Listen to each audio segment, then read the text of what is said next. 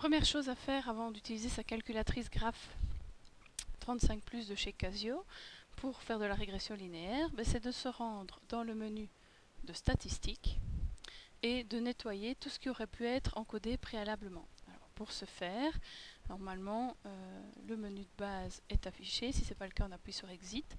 Et avec F6, on se déplace jusqu'à afficher Delete All. Cliquez dessus. Voulez-vous supprimer la liste? Oui. Et vous répétez l'opération pour chacune des listes dans lesquelles se trouve déjà quelque chose.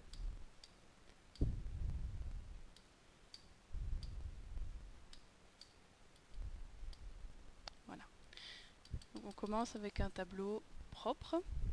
La deuxième chose à faire, c'est d'aller vérifier les paramètres de sa calculatrice parce que par défaut, vous allez encoder les données dans la liste 1 et la liste 2, à savoir dans la liste 1, les abscisses, donc les x ou la variable indépendante, dans la liste 2, la variable dépendante ou les y. Alors pour ce faire, toujours avec votre menu principal, vous défilez jusqu'au moment où vous voyez apparaître calque pour les calculs.